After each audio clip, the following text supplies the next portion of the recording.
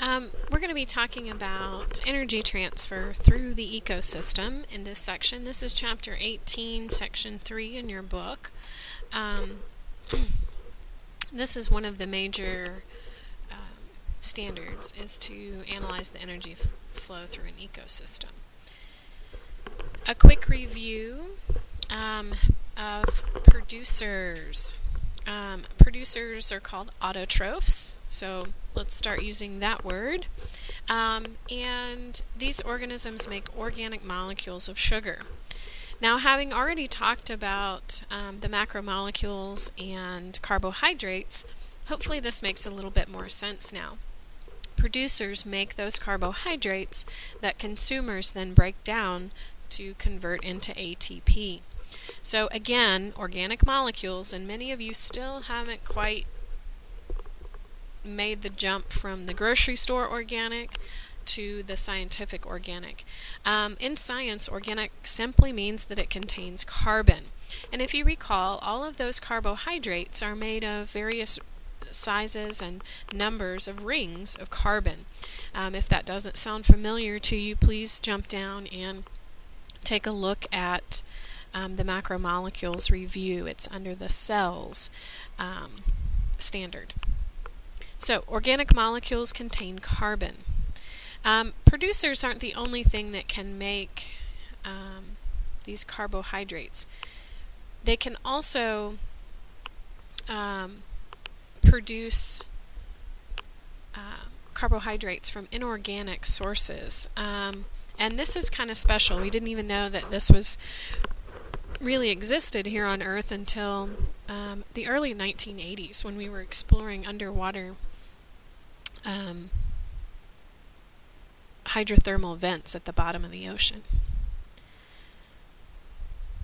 There are 4 main types of consumers, and here's our 10-cent word: heterotrophs, and they obtain energy by consuming those organic molecules made by the autotrophs. There are 4 main types. There's a picture of each here. We have our herbivores, eating only plant material. We have our carnivores that exist primarily on meat. We have our omnivores that'll eat just about anything, including insects. And then we have our detritivores, or decomposers. These are things like fungus and other insects and bacteria. Also are considered decomposers. So the trophic levels, our energy flow. This is an idea you need to be familiar with. The trophic levels, at the very bottom of the energy pyramid, the first trophic level, you have your producers. This is all of those plant organisms that create carbohydrates. After that, you have your primary consumer. These would be our herbivores, and oftentimes our insectivores can fall in this category too.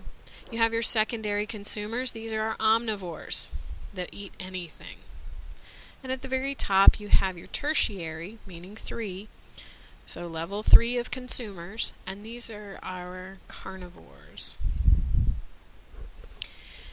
These trophic levels relate to energy transfer in a food chain or a food web. So this makes a nice little chain here.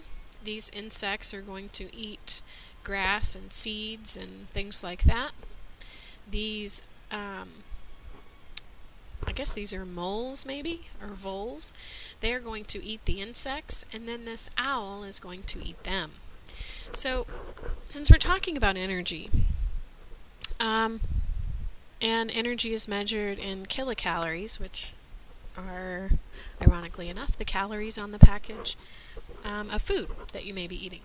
So if you flip it over and it says, 50 calories per serving, it's actually talking about kilocalories. Why they don't say 50 kilocalories, I'm not sure. Anyway, back to topic. Our producers are going to produce 1,000 kilocalories of energy. And this is just hypothetical. This is just to illustrate a point. I don't know how much kilocalories this grass would actually produce. So this is just hypothetical. So the producer, let's say, produces 1,000 kilocalories of energy.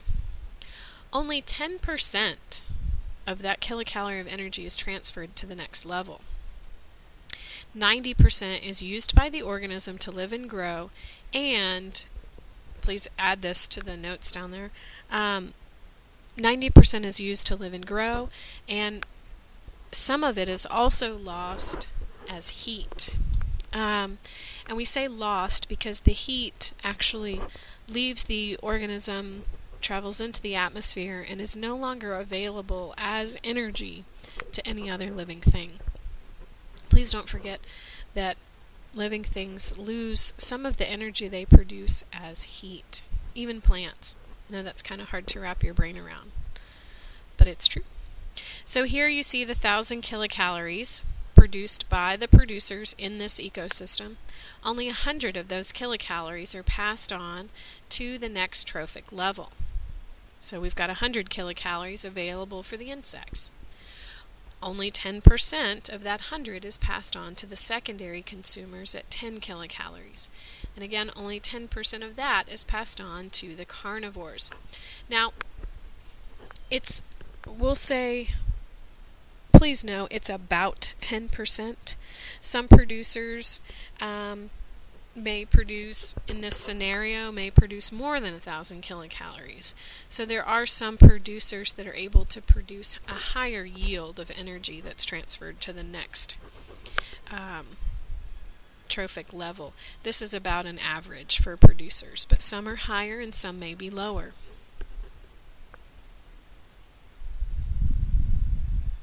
Alright, I do want you to think about this for a minute. In our picture, why are there so many producers? Think about all these blades of grass and so few true carnivores. In fact, the number of organisms decreases with each step of the trophic level. And there's one main reason: the energy available. If 90% of the energy is used or lost, then you can't have more primary consumers than you have producers. It just won't work. Even if it happens temporarily, they will eat all of the producers and then they will starve. So you can't have more carnivores than you do secondary, primary consumers and producers. It just won't work. There's not the energy available to support them. And with that in mind, the next one should move on to carrying capacity and how many organisms the environment can actually support in terms of energy and resources.